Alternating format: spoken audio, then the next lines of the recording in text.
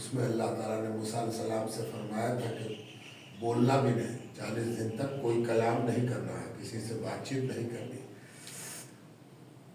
اور حضرت مریم نے جہاں چلہ کیا تھا وہ ایک محراب تھا، ایک چلہ گاہ تھی، ایک کمرہ تھا حضرت مریم کا۔ معلوم ہے کہ حضرت مریم کے جو والد تھے انہوں نے منت مانی تھی کہ ہم کو اولاد نہیں ہے، اولاد ہوگی تو ہم اللہ کی راہ میں اس کو دے دیں۔ اتفاق سے جو پیدائش ہوئی وہ مریم پیدا ہوئی۔ مریم پیدا ہوئی تو مریم بیٹی تھی، بیٹا نہیں تھی۔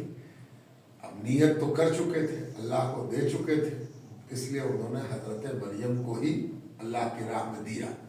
اس زمانے کی جو عبادت گاہ تھی، مسجد تھی، جو بھی تھی، لوگوں نے کہا کہ جب تم ایسی نیت کر چکے ہو اور اللہ نے تم کو اتنے دن پر اولاد دیا تو یقیناً اولاد دینے والا اللہ ہے اور نیت کا جاننے والا بھی اللہ ہے۔ نیت تو اللہ سے کی۔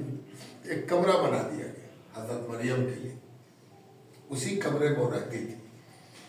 کبھی ضرورت سے نکلی ہیں تو پھر اسی کمرے میں چلی گئی۔ حضرت مریم وہیں پلی بڑھی، جوان ہوئی اور اسی کمرے میں رہتی رہی اکیلے۔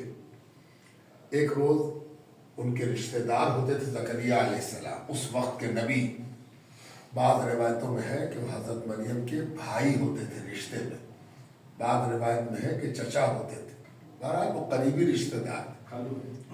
ایک روز ملنے آئے تو حضرت مریم کے پاس جب ملاقات کے لیے ان کے کمرے میں گئے، جیسے ہم لوگ یہاں آئے تو انہوں نے دیکھا کہ ایک سینی میں، ایک تشت میں پھل رکھا ہوا ہے اور وہ پھل بہترین پھل ہے اور بغیر سیزن کا ہے، جس چیز کا موسم نہیں ہے وہ پھل رکھا ہوا ہے۔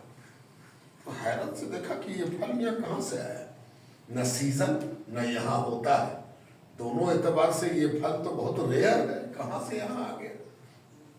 حضرت مریم سے پوچھا کہ مریم یہ کہاں سے آیا، تو حضرت مریم نے کہا کہ میرا رب مجھے کھلاتا پلاتا ہے، میرا اللہ مجھے کھلاتا پلاتا۔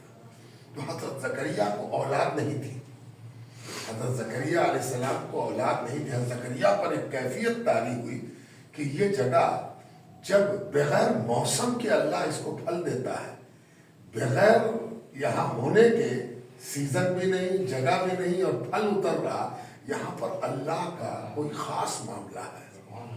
جو نہیں ہونا ہے وہ بھی یہاں ہوتا ہے، بس وہیں پر دعا کیا۔ اللہ تعالیٰ قرآن میں فرماتا ہے کہ زکریا نے وہاں پر دعا کی اور زکریا کو وہی بشارت ہوئی کہ تم کو اولاد ہوگی، یحییٰ علیہ السلام پیدا ہو۔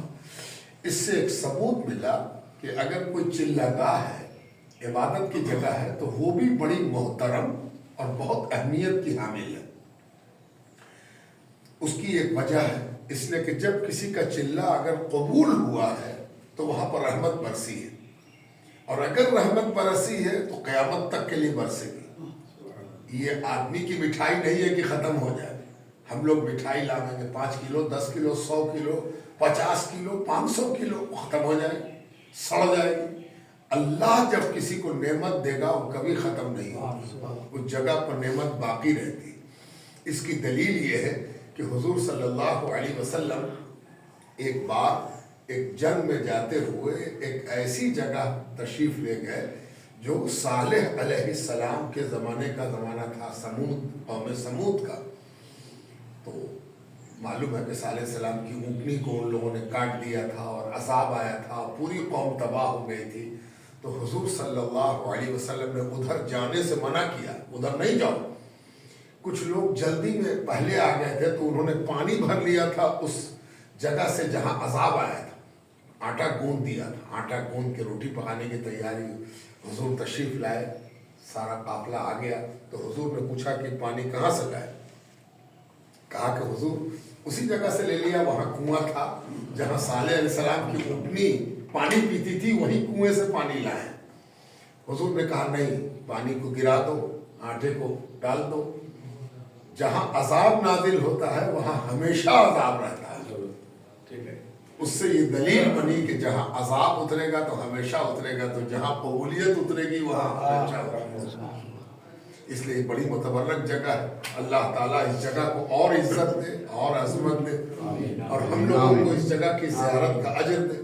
کہ ہم لوگ یہاں زیارت کے لیے حاضر آئے. اللہ تعالی ہم سب کی مغفرت فرمائے اور رحمت فرمائے اور جس کی جو مراد اور مقصد ہے اللہ تعالیٰ اس کو بھی پورا فرمائے. آمین. تمام آنے والوں کو اللہ اس جگہ کی زیارت مبارک کرے. آمین.